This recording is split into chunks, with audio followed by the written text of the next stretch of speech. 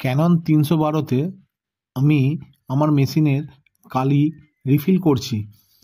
আর এটা রিফিল করতে গেলে এর কালি লাগে 4 রকমের কালি: ব্ল্যাক, ম্যাজেন্ডা, ইয়েলো আর সায়ান। প্রথমে আমরা সায়ান দিয়ে শুরু করছি।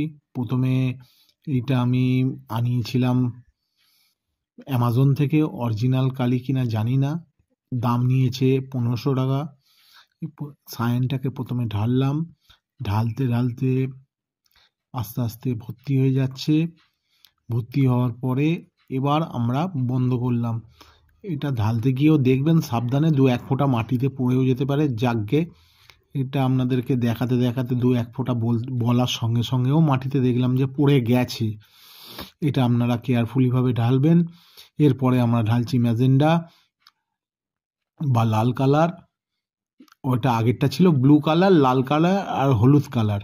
ওই ম্যাজেন্ডা, এটা হচ্ছে লাল কালার।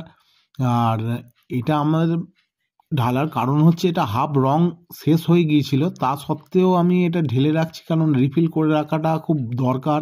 কখন না কখন বলতে প্রিন্ট আউট করতে করতে দেখবো যে কালির পার্সেন্টেজ অনেক কমে আসছে বা এয়ার টেনে নিতেও পারে। এই একটা সমস্যার মুখে পড়েছিলাম আমি। আর সেই জায়গা থেকে বেঁচে ফেরার জন্য বা মেশিনটাকে ঠিক রাখার জন্য আমি রিফিল করিয়ে দিলাম। আপনারাও সচরাচর এই হাফ হয়ে গেলে আপনারাও রিফিল করিয়ে দেবেন, এতে মেশিনটা ভালোই থাকবে। এবার আমি ঢালছি, দেখলেন প্যাকেটটা কাটা হলো ইয়েলো প্যাকেটটা কাটার পর আমরা আবার